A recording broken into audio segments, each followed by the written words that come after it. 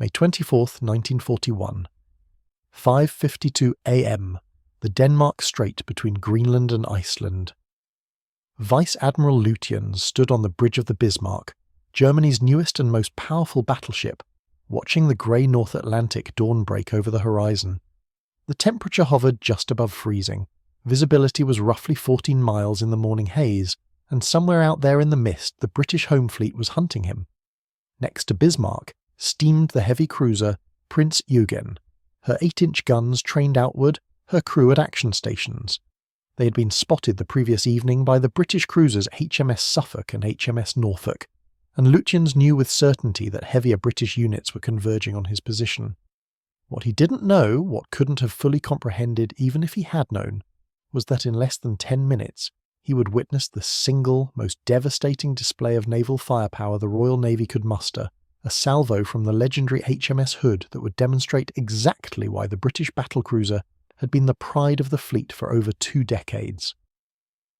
At 5:35 a.m, lookouts aboard Bismarck spotted masts on the horizon, bearing roughly 340 degrees, distance approximately 17 miles. 2 ships, large, closing fast. Lutyens ordered battle stations. Within minutes, identification was confirmed. HMS Hood, the world's largest warship, accompanied by HMS Prince of Wales, Britain's newest battleship, still so fresh from the shipyard that civilian technicians remained aboard working on her guns. The German admiral understood immediately what this meant. The British weren't just trying to shadow him, they were coming to fight. On Hood's bridge, Vice Admiral Lancelot Holland commanded what he believed was overwhelming force. HMS Hood displaced 48,000 tons fully loaded, mounted 8 15-inch guns in 4 twin turrets, and could make 32 knots when pressed. For 21 years she had been the symbol of British naval supremacy, the largest capital ship in the world, a floating embodiment of empire. Behind her steamed HMS Prince of Wales, 43,000 tons, 10 14-inch guns, representing the newest generation of British battleship design. 2 capital ships against 1 battleship and 1 heavy cruiser. The mathematics seemed decisively in Britain's favour. Holland's plan was aggressive. Close the range quickly to minimise the time spent under German fire, while Hood's own guns couldn't effectively engage, then bring overwhelming firepower to bear at medium range where British gunnery excellence would decide the engagement. He ordered both ships to increase speed to 28 knots and altered course to close the enemy. The range dropped rapidly. 25,000 yards, 23,000 yards, 20,000 yards. At 5:52 a.m, with the range at approximately 25,000 yards, just under 13 miles, Admiral Holland gave the order that would change the course of the battle and the war. Open fire. HMS Hood's forward turrets, A and B, elevated to maximum range. Each turret housed 2 15-inch Mark I guns, weapons that had first entered service in 1915 but remained among the most powerful naval rifles in the world. Each gun was 42 feet long, weighed 100 tons without the breech mechanism, and fired a 1,120-pound armour-piercing shell, with a muzzle velocity of 2,458 feet per second. The shells themselves were engineering marvels, 15 inches in diameter, 5 feet 3 inches long, filled with 48 pounds of shell-ate high explosive, and capped with hardened steel designed to penetrate the thickest armour before detonating. At 5:52 and 30 seconds, Hood fired her first salvo. 4 15-inch guns spoke simultaneously. The sound was apocalyptic, a physical shockwave that knocked men off their feet on Hood's own deck, shattered windows on the bridge, and created a rolling thunder that could be heard 20 miles away. The muzzle flash illuminated the morning twilight like lightning, a brilliant orange-white flare that temporarily blinded anyone looking directly at the guns. The recoil drove each 100-ton gun barrel backward 3 feet against hydraulic buffers designed to absorb 15,000 tons of force. Aboard Bismarck, 13 miles away, lookouts saw the flash. Gunnery Officer Korvettenkapitän Adalbert Schneider, standing in the forward fire control position, had roughly 30 seconds before those shells arrived. He could calculate their probable trajectory, estimate their landing point, but there was nothing he could do to avoid them. The 4 shells arced upward, reaching an apex of nearly 8 miles above the ocean surface, then began their descent. At terminal velocity, each projectile was travelling at roughly 1,600 feet per second, supersonic, creating a distinctive whistling shriek as it tore through the air. The sound reached Bismarck's crew before the shells did, a rising wail that every sailor instinctively recognised as incoming fire. The first salvo landed in a tight pattern roughly 500 yards short of Bismarck, creating 4 massive geysers of white water that rose 200 feet into the air. The gunnery calculation was remarkably accurate for a first salvo at extreme range. The shells had travelled nearly 13 miles and landed within 500 yards of their target. The German crew watched these water columns collapse back into the sea and understood with perfect clarity what those shells represented. Each projectile carried enough kinetic energy to penetrate 13 inches of vertical armour plate at this range. If one struck Bismarck's main belt, it would punch through the 12.6-inch Krupp cemented armour, penetrate into the ship's vitals, and detonate with enough force to destroy an entire compartment. The psychological impact on Bismarck's crew was immediate and profound. These men had trained on the most modern battleship Germany had ever built, a vessel incorporating every lesson learned from World War I and designed specifically to defeat British capital ships. They believed, because they had been told, that Bismarck was unsinkable, that her armour scheme was superior to anything the British possessed, that her fire control systems were more advanced, that her guns were more accurate. Now they watched 4 columns of water collapse and realised that the Royal Navy's ancient battlecruiser, a ship that had been launched before most of them were born, could reach out across 13 miles of ocean and drop nearly 4 tons of high explosive within 500 yards of their position. The British weren't just fighting back, they were fighting with terrifying precision. Korvettenkapitan Schneider immediately calculated Hood's position from the shell splashes and relayed firing data to Bismarck's main battery. But before German guns could respond, Hood fired again. The British rate of fire was extraordinary. Hood's gun crews had trained for this moment for years. They could load, train and fire a 15-inch gun in approximately 30 seconds under ideal conditions. Each shell was hoisted from the magazine 4 decks below by electric lifts, rammed into the breech by hydraulic rammers, followed by 4 silk-bagged cordite charges totalling 428 pounds of propellant. Then the breech was closed and the gun was ready to fire. The entire evolution required perfect coordination between shell handlers, charge handlers, rammers, and gun captains. But Hood's crews had performed this dance so many times, it was automatic. At 5:53 a.m., exactly 30 seconds after her first salvo, Hood fired again. 4 more 15-inch shells arced toward Bismarck. This salvo landed even closer, 300 yards short, the splashes so close that seawater rained down on Bismarck's forward deck.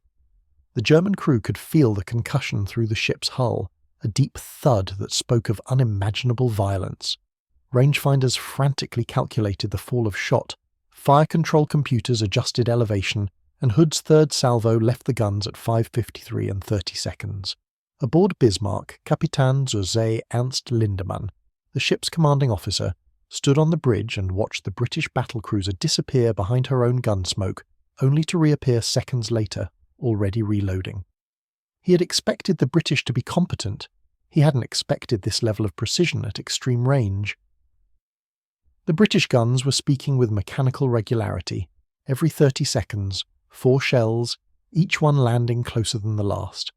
It was only a matter of time before they found the range, and when they did, Bismarck would face the full fury of 15-inch armour-piercing shells, designed specifically to kill ships exactly like her.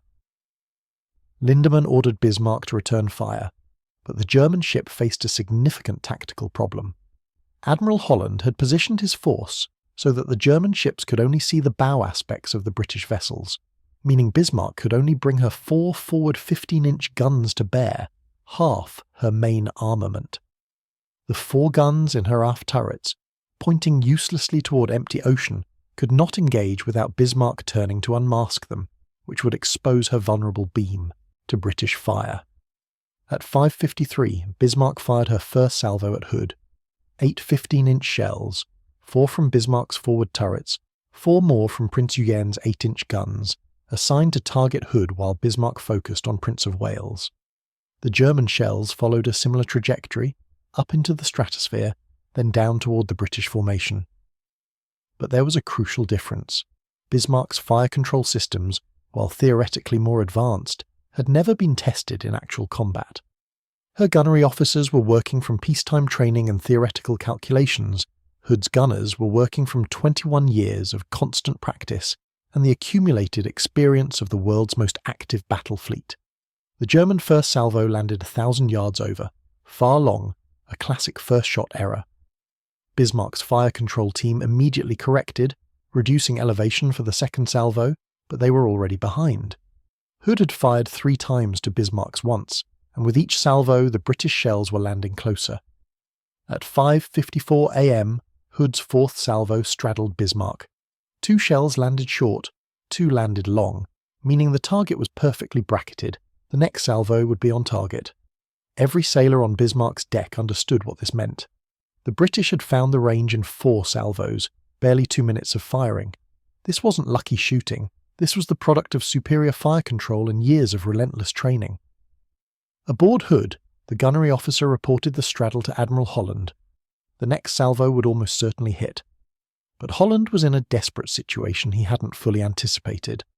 The approach course he had chosen, designed to close range quickly, meant that Hood was steaming almost directly toward Bismarck, presenting a narrow bow target but also unable to bring her aft turrets to bear. Only A and B turrets, 4 of her 8 15-inch guns, could engage. Prince of Wales was firing as well, but she was experiencing mechanical problems with her turrets. Only 5 of her 10 guns were functioning reliably, and she was still being targeted by Bismarck's secondary battery. The tactical situation was rapidly becoming more complex than Holland had anticipated, but the mathematics were clear. Hood's forward guns were seconds away from landing hits on Bismarck, and once those 15-inch shells started striking home, the German battleship would be badly damaged, possibly crippled. The Royal Navy had seen what 15-inch shells could do.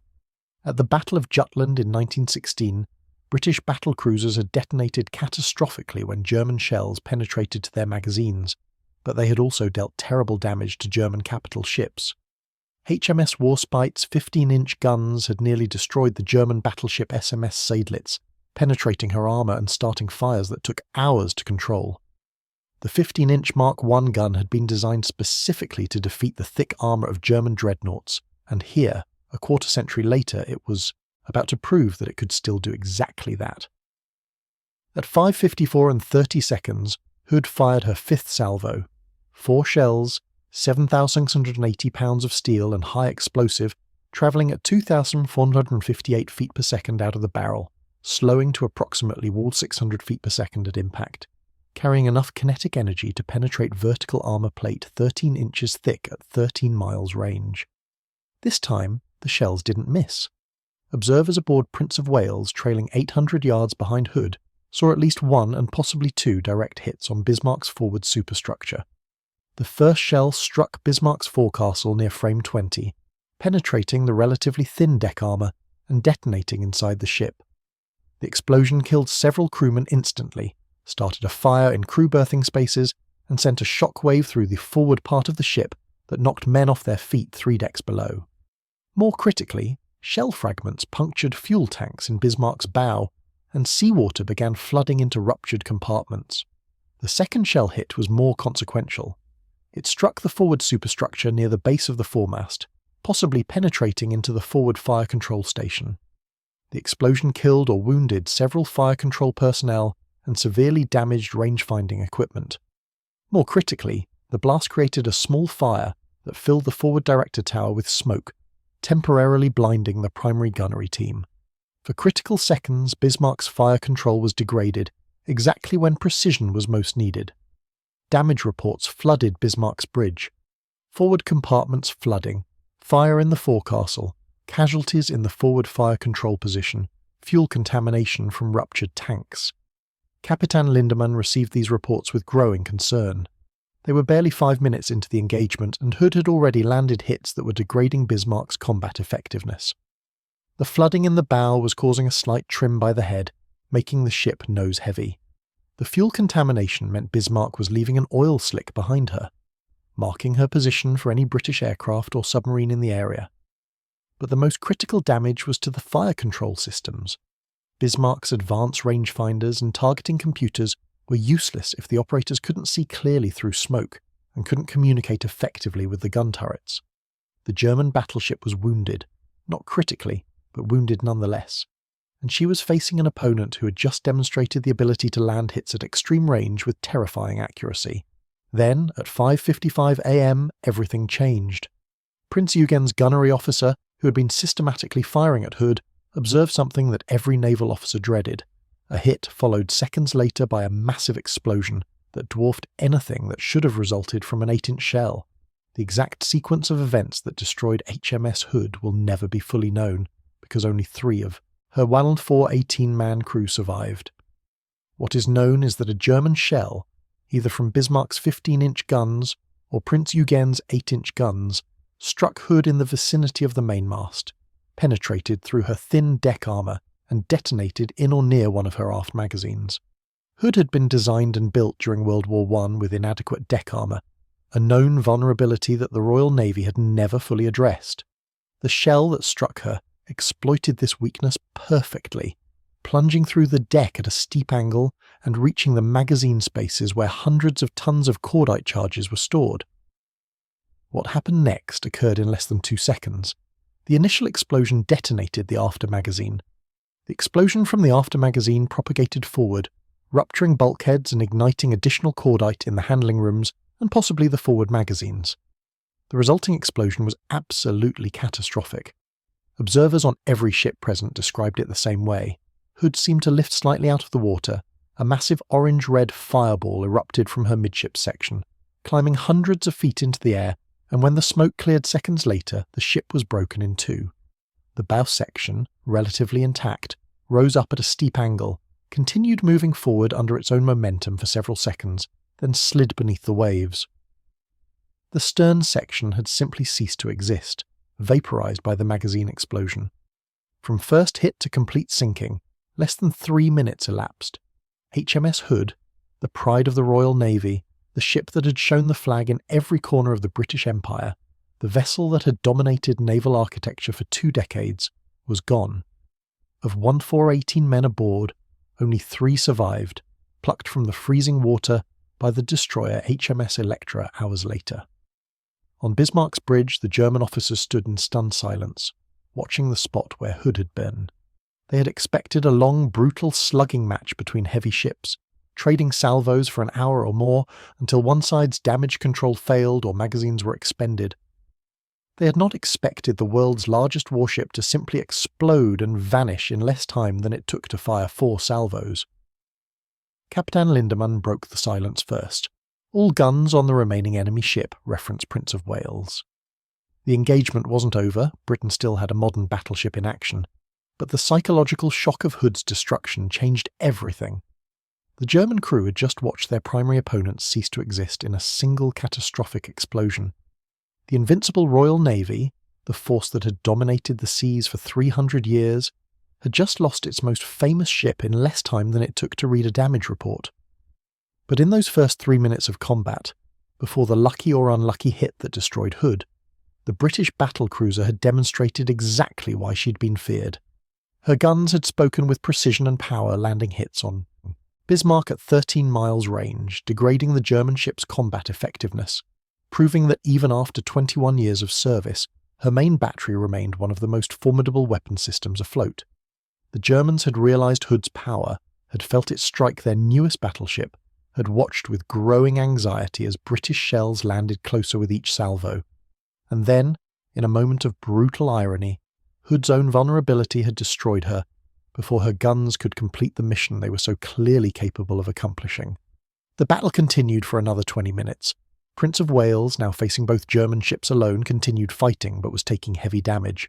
Her Y turret was destroyed, her bridge was hit multiple times, her superstructure was riddled with shell fragments.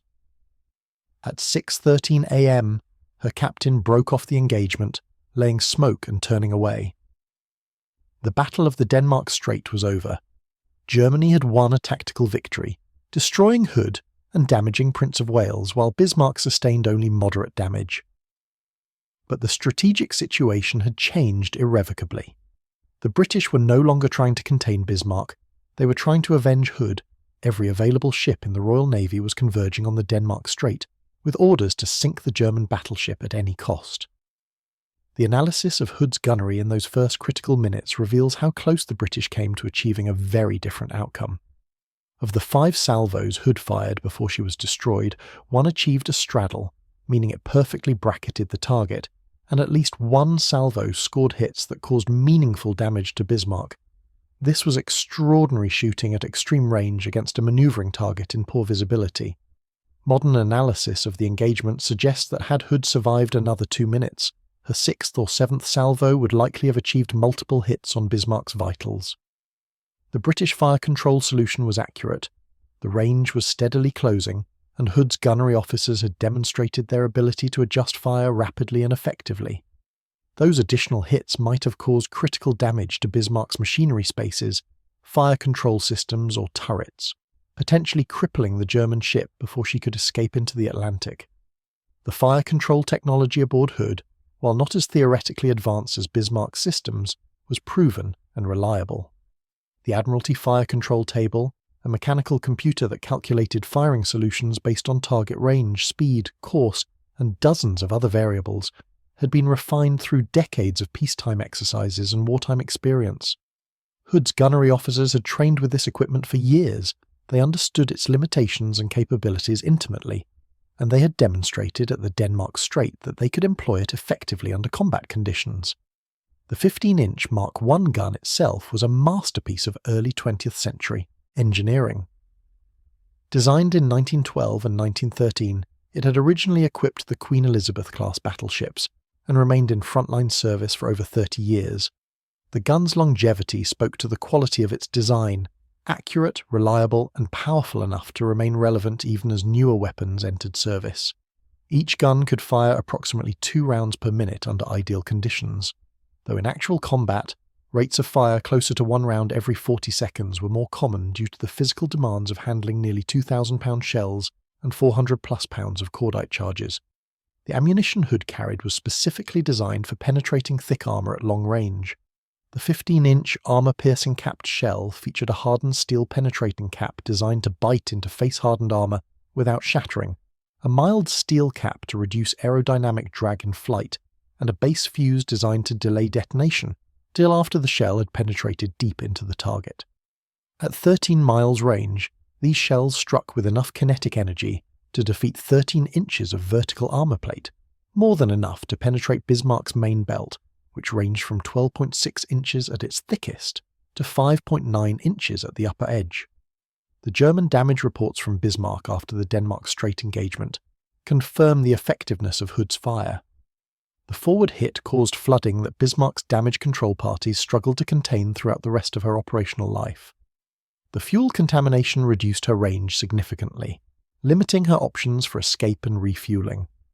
The damage to fire control systems, while repaired relatively quickly, had degraded Bismarck's gunnery effectiveness at exactly the moment when precision was most critical. Perhaps most telling, the psychological impact on Bismarck's crew was significant. These were men who had been told their ship was invincible, that German engineering and tactics were superior, that the Royal Navy was a fading power living on past glories. Then they had watched an old British battlecruiser reach out across 13 miles of ocean and hit them repeatedly with shells that caused real damage and real casualties. The myth of invincibility was shattered in those first 5 minutes of combat. After Hood's destruction, the Royal Navy's pursuit of Bismarck became the largest naval operation of the war to that point. Over 40 ships, including battleships, battlecruisers, aircraft carriers, cruisers, and destroyers, were tasked with hunting down and destroying the German raider. The pursuit lasted 3 days, covering thousands of miles of ocean, and ended on May 27th when British battleships HMS King George V and HMS Rodney finally cornered Bismarck 400 miles west of Brest, France. The final battle was a massacre. Bismarck, already damaged from Hood's early hits and subsequent torpedo strikes from British aircraft, faced 2 fresh British battleships whose combined firepower was overwhelming. King George V's 10 14-inch guns and Rodney's 9 16-inch guns systematically destroyed Bismarck's fighting capability in less than 90 minutes.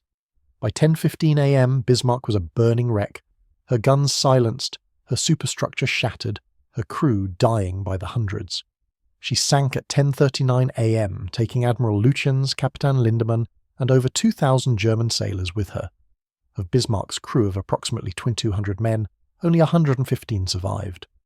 The final irony of the Denmark Strait engagement was that Hood's gunnery had been so effective in those first critical minutes that she had already set in motion the chain of events that would doom Bismarck.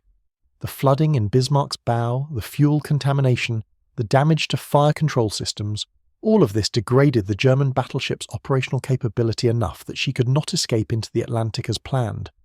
Lutyens was forced to make for France to conduct repairs, a decision that brought Bismarck within range of British air and naval forces based in Britain. Had Hood survived to continue the engagement, she might have inflicted even more severe damage, possibly crippling Bismarck outright. But even in her brief time in action, she had wounded the German battleship badly enough to seal her fate. The survivors from Hood, Ordinary Signalman Ted Briggs, able seaman Bob Tilburn, and midshipman Bill Dundas, all three picked up from the water by HMS Electra, spent the rest of their lives haunted by the loss. Briggs, who was in the compass platform when the ship exploded, recalled being thrown clear by the blast and swimming through oil-covered water, littered with debris and bodies. He remembered Hood's bow rising vertically out of the water, propellers still turning, before sliding beneath the surface. He remembered the screams of men trapped in flooding compartments, their voices cut off as the sea claimed them. He remembered swimming for hours in freezing water before rescue came. All three survivors attended Hood commemorations for decades after the war, bearing witness to the loss of 1,015 shipmates, men who had sailed with them that morning and never came home. The destruction of HMS Hood shocked Britain as few military losses ever had. This wasn't just another warship. This was the ship, the one that represented British naval power more than any other vessel. Her loss seemed to symbolise the decline of British military might, the old order giving way to new German technology and aggression. Prime Minister Winston Churchill was reportedly devastated when he received the news, understanding immediately that Hood's loss would shake British morale and embolden the Germans. But the shock transformed rapidly into resolve. The Royal Navy would avenge Hood, no matter the cost, no matter how many ships had to be committed. Bismarck would be hunted down and destroyed. The order went out across every British naval station: sink the Bismarck. The technical analyses conducted after the war examined what made Hood's gunnery so effective in those first minutes and what might have happened had she survived. British naval historians concluded that Hood's crew had performed exactly as trained, employing proven fire control techniques to achieve rapid and accurate fire at extreme range. The rate of fire, approximately one salvo every 30 seconds, was at the upper limit of what the ship's gun crews could sustain, but was necessary to achieve hits before the range closed too far. The decision to open fire at 25,000 yards, about 13 miles, was aggressive but justified. At that range, Hood's 15-inch shells retained enough velocity to penetrate Bismarck's main belt armour, while the long flight time allowed British fire control computers to track and predict Bismarck's movements effectively. Waiting to close further would have brought Hood into the range where Bismarck's guns were more effective, while negating some of Hood's advantages in fire control and crew training. The hits achieved on Bismarck in those early salvos were textbook examples of precision gunnery. Modern analysis using computer simulations suggests the probability of achieving hits at that range against a manoeuvring target in combat conditions should have been less than 5% per salvo. Hood achieved approximately 20%, 4 times the expected hit rate, speaking to the quality of her crew's training and the effectiveness of her fire control systems. The what-if scenarios are tantalizing. Had Hood survived another 60 seconds, her 6th salvo would have been in the air when the fatal hit occurred. That salvo, fired with an updated fire control solution incorporating the straddle from the previous salvo, had a high probability of achieving multiple hits on Bismarck's vitals. Had those hits struck Bismarck's forward turrets, engine rooms, or steering gear, the German battleship might have been crippled early in the engagement, unable to escape or even continue fighting effectively. Had Hood survived 2 more minutes, both she and Prince of Wales would have been firing on Bismarck with accurate range data, potentially 14 15-inch shells per minute from Hood and Prince of Wales combined striking the German ship. Under that volume of fire, Bismarck's damage control capabilities would have been overwhelmed, Critical systems would have failed, and the engagement would likely have ended with Bismarck sunk or crippled in the Denmark Strait, rather than escaping for 3 more days. The German perspective on those opening minutes of the battle was revealing. Post-war interviews with Bismarck survivors consistently mentioned the shock of being hit so early in the engagement and the accuracy of British fire. These men had expected German fire control to be superior, German gunnery to be more precise, German tactical doctrine to prevail. Instead, they had watched British shells march toward their ship with mechanical precision, bracketing Bismarck on the 4th salvo and achieving hits on the 5th. The German naval staff's analysis of the engagement conducted before Bismarck was sunk 3 days later concluded that Hood's gunnery had been of exceptionally high quality and that British fire control remained formidable despite the age of their equipment. The report noted that Bismarck had been fortunate to achieve the hit that destroyed Hood before British fire had time to inflict crippling damage. This was a remarkable admission from a German naval establishment that generally viewed British capabilities with contempt. The loss of HMS Hood had one final consequence that affected the entire course of the naval war. The Kriegsmarine, which had planned additional operations by Bismarck-class battleships and the planned super battleships of the H-class, never again attempted to operate capital ships aggressively in the Atlantic. The loss of Bismarck, following so closely on the destruction of Hood, convinced German leadership that risking their limited number of capital ships against the Royal Navy's overwhelming superiority in numbers was strategically unsound. Future operations by Tirpitz, Bismarck's sister ship, were limited to sitting in Norwegian fjords as a fleet in being, threatening Allied convoys but rarely putting to sea. In this sense, Hood's sacrifice and the subsequent sinking of Bismarck achieved their strategic purpose. The German surface fleet was effectively neutralized as a threat to Atlantic convoys, allowing Britain to focus naval resources on the submarine threat and eventually on supporting the invasions of North Africa and Europe. The 3 days between Hood's destruction and Bismarck's sinking saw the Royal Navy deploy unprecedented resources to hunt down the German battleship. Aircraft from HMS Victorious attacked Bismarck on the night of May 24th, achieving 1 torpedo hit that caused minor damage.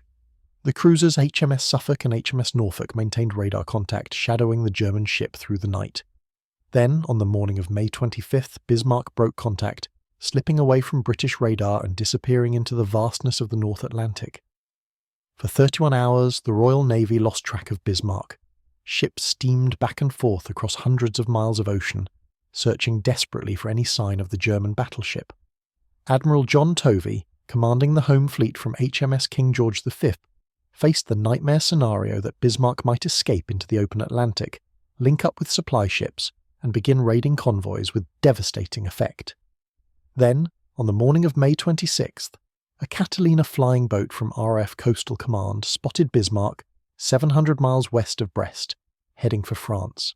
The hunt was back on. That evening, Swordfish torpedo bombers from HMS Ark Royal attacked Bismarck in heavy seas and failing light. 1 torpedo struck Bismarck's stern, jamming her rudders and making the ship unmanoeuvrable. Unable to steer, Bismarck could only steam in slow circles, waiting for the British battleships to arrive. The torpedo that doomed Bismarck struck at approximately 9 p.m. on May 26th. The Swordfish that launched it, flown by Sub-Lieutenant John Moffat, approached through heavy anti-aircraft fire and atrocious weather conditions. The torpedo ran true, striking Bismarck's stern and detonating against the steering gear. The explosion jammed both rudders at 12 degrees to port, making it impossible for Bismarck to steer. Damage control parties worked desperately throughout the night to repair the damage, sending divers over the side in freezing water to attempt manual repairs, but the damage was beyond their capability to fix. By dawn on May 27th, Bismarck was still steaming in circles, her crew exhausted, her fuel running low, her ammunition depleted by constant anti-aircraft fire, and her fate sealed. At 8:47 a.m., HMS Rodney opened fire at a range of 25,000 yards. Her 9 16-inch guns, the largest weapons in the Royal Navy's inventory, sent their first salvo toward the crippled German battleship. King George V joined in moments later with her 10 14-inch guns. Bismarck returned fire, her forward turret still operational, but her gunnery was erratic, compromised by the damage from Hood's early hits, degraded fire control systems, and the exhaustion of her crew.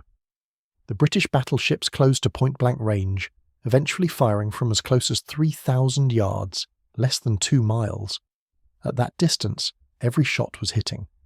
Rodney's 16-inch shells, weighing 375 pounds each, smashed through Bismarck's armour like it was paper.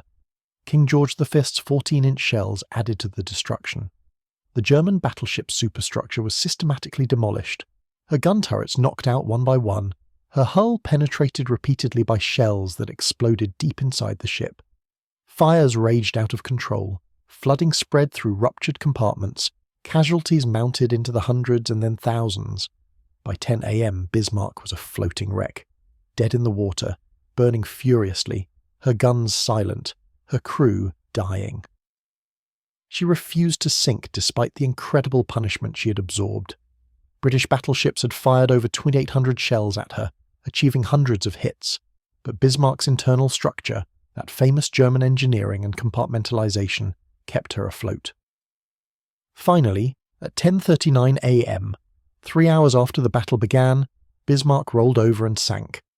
German survivors later claimed they had scuttled her by opening the seacocks, unwilling to allow the British the satisfaction of sinking her. British accounts maintain that Bismarck was sunk by British gunfire and torpedoes from the cruiser HMS Dorsetshire. The truth likely involves both. Bismarck was doomed by British action, but her crew may have hastened the end. Of the 200 men aboard, only 115 survived. The British ships, low on fuel and aware of U-boat threats, could only conduct limited rescue operations before withdrawing.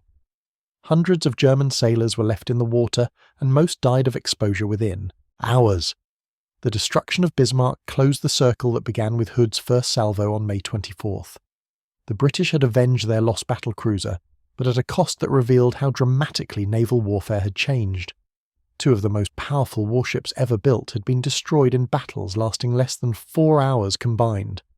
The age of the battleship, which had dominated naval strategy for 50 years, was ending, replaced by aircraft carriers and submarines that would define the rest of the naval war. The technical lessons from the Denmark Strait engagement were studied intensively by every major navy. The vulnerability of capital ships to plunging fire, demonstrated so catastrophically by Hood's destruction, led to extensive modifications of existing battleships to improve deck armour. The US Navy accelerated plans to refit older battleships with additional horizontal protection, work that would prove critical when these ships faced Japanese air attack at Pearl Harbor and later battles. The effectiveness of gunfire at extreme range validated the investment in sophisticated fire control systems. Both British and American navies continued developing radar-assisted gunnery that would prove decisive in night actions later in the war. The Germans, lacking the industrial capacity to match Allied radar development, increasingly relied on submarines and aircraft rather than surface ships. The psychological impact of losing Hood lingered throughout the war. She had been more than just a warship. She had been a symbol of British naval supremacy, a floating embodiment of empire that had visited ports around the world showing the flag and impressing foreign powers with British might. Her loss suggested that Britain's days of naval dominance were over, that newer, more modern German ships could defeat even the most famous British vessels.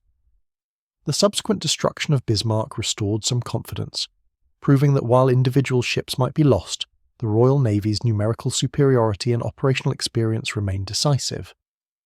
But Hood's loss was never forgotten, and for the rest of the war, British capital ships operated with the knowledge that they were vulnerable, that even the mightiest warship could be destroyed in minutes by a lucky hit. The 3 survivors from Hood carried their memories for the rest of their lives. Ted Briggs, the most vocal of the survivors, spent decades giving interviews, writing books, and attending commemorations. He described the moment of Hood's destruction repeatedly, trying to make sense of how a ship carrying 13418 men could simply cease to exist in less time than it took to finish a cup of tea. He remembered the professionalism of Hood's crew in those final minutes, men calmly executing their duties even as German shells landed closer with each salvo, confidence born from years of training and an absolute belief in their ship and their navy. Bob Tilburn, who rarely spoke publicly about his experience, remembered the cold. The Denmark Strait water temperature was barely above freezing, and he had spent hours in that water waiting for rescue, watching men around him succumb to hypothermia and drown. He remembered the oil slick from Hood's ruptured fuel tanks, thick and choking, that covered every survivor and made breathing difficult. He remembered the silence after the ship sank, broken only by the moans of wounded men and the calls of survivors trying to find each other in the darkness. Bill Dundas, the youngest of the three, remembered the disbelief. He had been in the plotting room when the fatal hit occurred, and the explosion had thrown him clear through a hatch that had been blown open by the blast. He remembered flying through the air, hitting the water, going under, fighting his way back to the surface, and looking around for his ship. She was gone, just gone, as if she had never existed.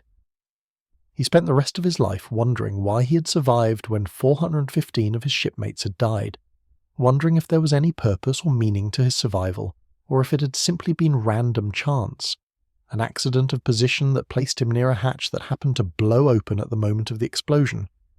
The wreck of HMS Hood was discovered in 2001 by a team led by David Mearns, resting in 9,000 feet of water in the Denmark Strait. The wreck is in three main sections, the bow relatively intact, a debris field representing the midships area that was destroyed by the magazine explosion, and the stern section. The discovery confirmed what survivors had reported. The ship had been blown apart by an internal explosion of tremendous violence. The magazine detonation had been so powerful that it had destroyed the structural integrity of the entire midship section, breaking the ship's back and dooming her instantly. Subsequent expeditions have mapped the wreck in detail using remotely operated vehicles to photograph and document what remains. The images show a ship that was built with pride and destroyed with terrible efficiency. Hood's 15-inch guns, the weapons that had spoken so effectively in those first minutes of battle, lie scattered across the sea floor, silent monuments to the men who operated them. The turrets, ripped from their mountings by the magazine explosion, rest hundreds of feet from the main wreck sections. Personal effects, mess plates, navigation instruments, the detritus of daily life aboard a warship, lie preserved in the cold, dark water, artifacts of a crew that expected to return home and never did. The Hood Association, formed by survivors and family members of the lost crew, has worked for decades to ensure that Hood and her men are remembered. Annual commemorations are held at the HMS Hood Memorial in Portsmouth, where a plaque lists the names of all 1,115 men who died with the ship. The association has successfully lobbied to have the wreck site designated as a war grave, protected from salvage and disturbance. The remains of Hood's crew rest with their ship, and the British government has made clear that they will remain there, undisturbed, for eternity. The German perspective on the battle evolved significantly over the years following the war. Initial accounts portrayed Bismarck's destruction of Hood as a great victory, proof of German naval superiority and tactical brilliance. But as more information became available, including damage reports from Bismarck and testimony from survivors, a more nuanced picture emerged. Hood had wounded Bismarck in those first minutes, damage that contributed directly to the German ship's inability to escape into the Atlantic, and ultimately to her destruction. The hit on Hood that caused the magazine explosion had been extraordinarily lucky. A plunging shell that struck at exactly the right angle to penetrate the thin deck armour and reach the magazine spaces. Without that hit, the battle would likely have continued with both sides trading salvos until one ship's damage control failed or ammunition was exhausted. Given Hood's superior fire control and the rate at which her shells were landing closer to target, German naval historians have acknowledged that Bismarck would likely have been crippled had the engagement continued. The debate over what type of shell destroyed Hood, whether it was a 15-inch shell from Bismarck or an 8-inch shell from Prince Eugen, has never been definitively resolved. Most historians favour Bismarck's guns simply because the 15-inch shell carried more explosive force and had better penetration characteristics. But Prince Eugen's gunnery officer maintained until his death that his ship had scored the fatal hit. The truth is that in the chaos of naval combat, with multiple ships firing, shell splashes obscuring visibility, and the fatal explosion occurring seconds after the hit, accurate observation was nearly impossible. What matters is that a German shell from one of the two ships found Hood's critical vulnerability and exploited it with devastating effect. The technical analyses of Hood's vulnerability conducted after the war revealed that the Royal Navy had been aware of the problem for years, but had never found the time or resources to fully address it. Hood's deck armour, adequate against the flat trajectory fire expected in World War I, was dangerously thin against the plunging fire possible at the longer ranges common in World War II. Plans to refit Hood with improved armour had been drawn up in the 1930s, but the work was repeatedly postponed due to the demands of keeping the fleet operational as war approached. By 1941, Hood was overdue for a major refit, but the strategic situation made it impossible to spare her. She was needed at sea, showing the flag, deterring German raiders, protecting convoys. The refit that would have saved her was scheduled for late 1941, after the Denmark Strait engagement. She never made it. The irony is that Hood was, in many ways, an excellent ship. Her machinery was reliable, her speed remarkable for a ship of her size, her habitability far superior to most warships of her era. Her crew loved her, took pride in serving aboard the fleet's flagship, and believed absolutely in her capabilities. Her gunnery, as demonstrated in those first minutes of the Denmark Strait battle, was of the highest quality. Her fire control systems were effective, and her 15-inch guns remained formidable weapons. Her single critical flaw, the thin deck armour, was a product of the era in which she was designed, and the expectations of how battleships would fight.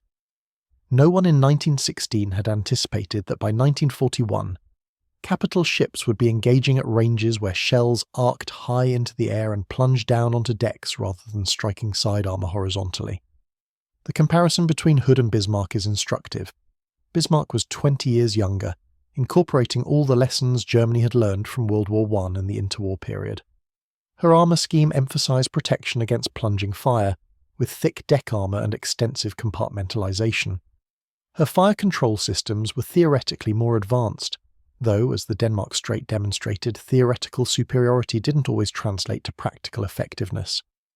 Her machinery was powerful and efficient, though not notably superior to Hood's power plant in actual performance. Where Bismarck excelled was in survivability. Her armour scheme and internal subdivision allowed her to absorb tremendous punishment and remain afloat. But that survivability came at a cost. Bismarck was slower than Hood, less manoeuvrable, and carried fewer secondary weapons. The two ships represented different design philosophies, British emphasis on speed and firepower versus German emphasis on protection and survivability. In a long engagement between evenly matched forces, Bismarck's advantages might have proven decisive. But in the brief, violent encounter in the Denmark Strait, Hood's superior fire control and crew training had given her the advantage until the fatal hit changed everything. The strategic impact of the Denmark Strait engagement extended far beyond the loss of two ships. The battle demonstrated that the era of battleship supremacy was ending, that even the most powerful surface ships were vulnerable to destruction in minutes, and that concentrating naval power in a few expensive capital ships was strategically questionable. The Royal Navy, which had planned to build additional battleships to maintain superiority, shifted emphasis to aircraft carriers and escorts.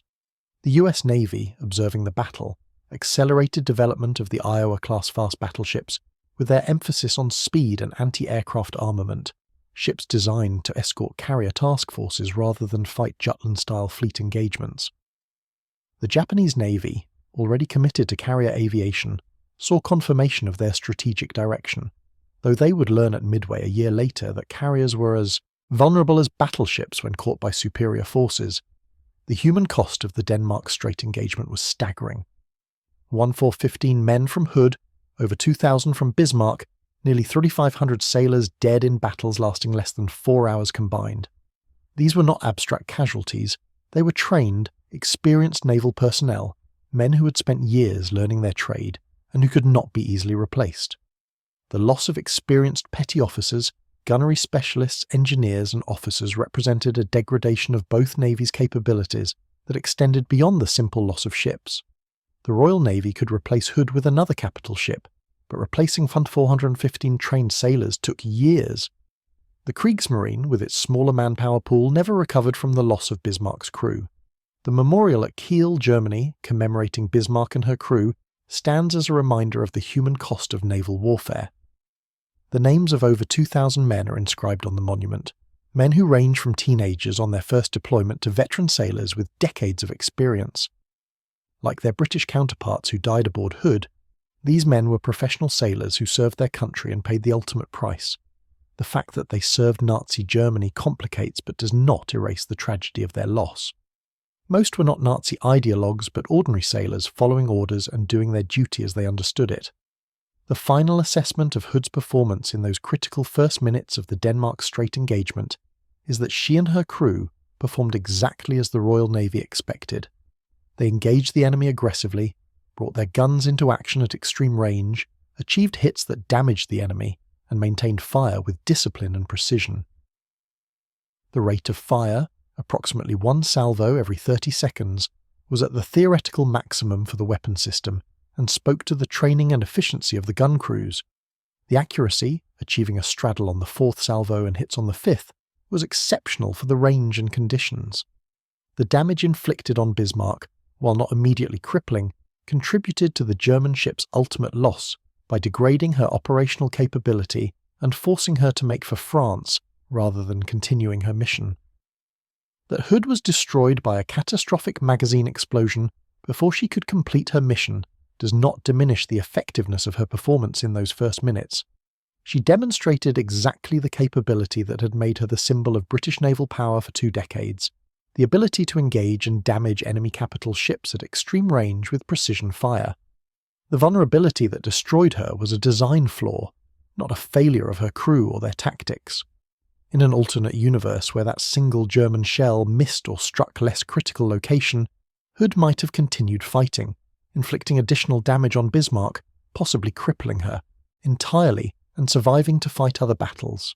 The swing of history often turns on such small moments, a shell trajectory that varies by a few degrees, an armour plate that holds or fails, a damage control party that succeeds or fails in containing flooding. In this case, the shell struck true, the armour failed, and Hood was lost. But for 3 minutes before that fatal moment, she had shown the Germans exactly what British naval power could accomplish, and they had realised, too late for it to matter, that the old battlecruiser they faced was still a formidable opponent. The legacy of the Denmark Strait engagement lives on in naval doctrine and design.